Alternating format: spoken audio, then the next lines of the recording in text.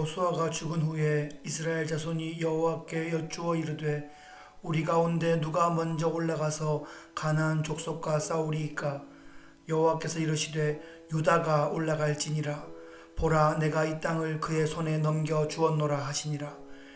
유다가 그의 형제 시므온에게 이르되 내가 제비 뽑아 얻은 땅에 나와 함께 올라가서 가나안 족속과 싸우자.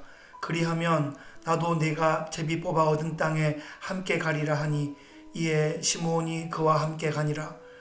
유다가 올라가매 여호와께서 가나안 족속과 브리스 족속을 그들의 손에 넘겨주시니, 그들이 베색에서 10,000명을 죽이고 또 베색에서 아도니 베색을 만나 그와 싸워서 가나안 족속과 브리스 족속을 죽이니, 아도니 베색이 도망하는지라. 그를 쫓아가서 잡아 그의 엄지손가락과 엄지발가락을 자르매 아도니 베색이 이르되 옛적에 70명의 왕들이 그들의 엄지손가락과 엄지발가락이 잘리고 내 상 아래에서 먹을 것을 줍더니 하나님이 내가 행한 대로 내게 갚으심이로다 하니라. 무리가 그를 끌고 예루살렘에 이르렀더니 그가 거기서 죽었더라.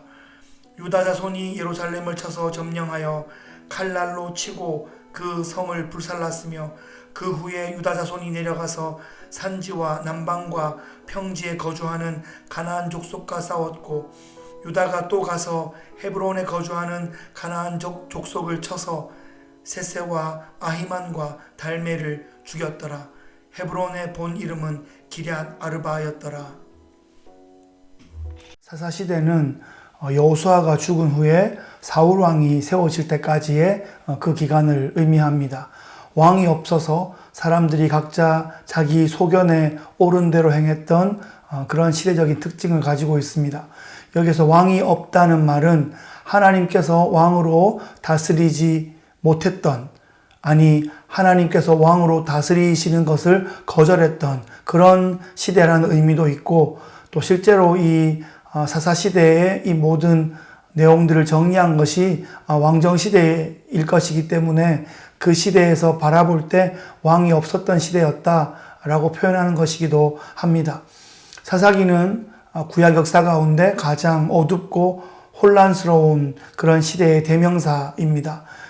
가나안 정복의 지도자였던 여호수아가 죽었는데 아직 아브라함에게 약속했던 모든 땅을 다 정복하지는 못했던 그런 상황이었습니다.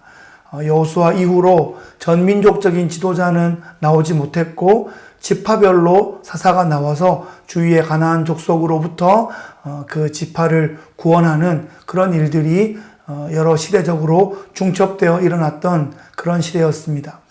여호수아가 죽은 후에 이스라엘 자손이 누가 먼저 가나안 족속과 싸울까를 엽줍습니다. 하나님은 유다 지파를 선봉에 세우셨습니다. 유다 지파의 족장 갈렙이 가데스 바네아에서 충성스러운 보고를 했던 그런 정탐꾼이었죠.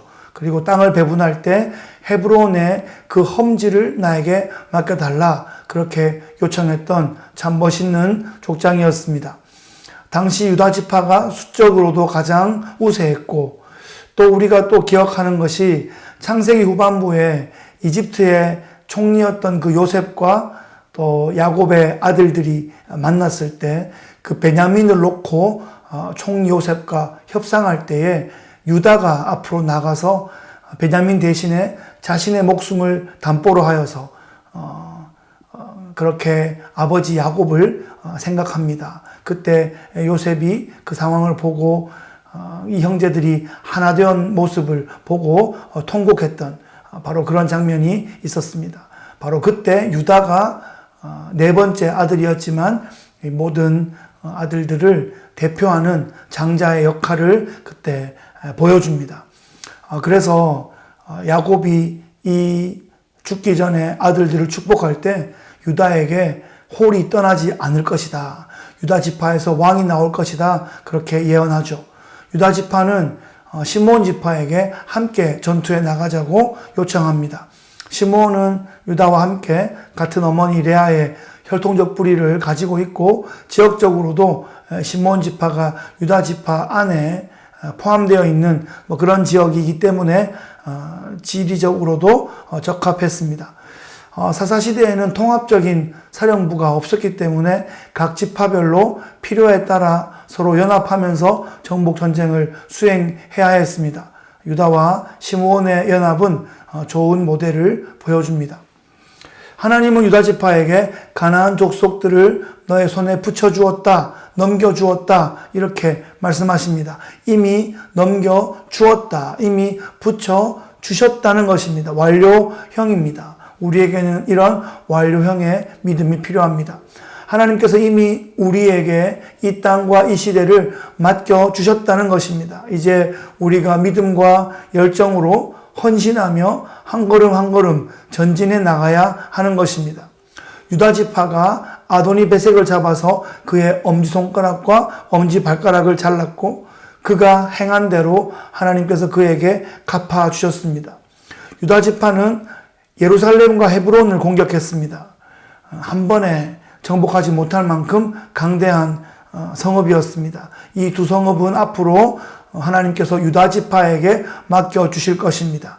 하나님의 때에 정복해서 이스라엘 역사 가운데 또 유다 지파를 통해서 중요한 역사들을 기록해 나가는 그런 도시가 될 것입니다.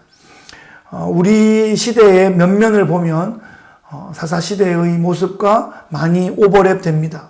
백성들도 자기 소견에 옳은 대로 행하고 있고 국가의 지도자들도 자기 생각대로 헛된 정책들을 마구 펼치고 있습니다. 다음 세대는 물론이고 당장 몇 년 후도 생각하지 않고 있는 그런 포퓰리즘을 추구하고 있습니다. 그 혼란은 고스란히 앞으로 우리와 다음 세대가 감당해야 할 것입니다.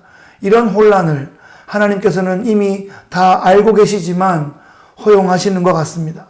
사사시대를 지나야 다윗의 시대가 오기 때문인 것 같습니다. 고통의 전철을 지날 때 우리가 꼭 배워야 할 것을 잘 배우는 것이 중요하겠습니다.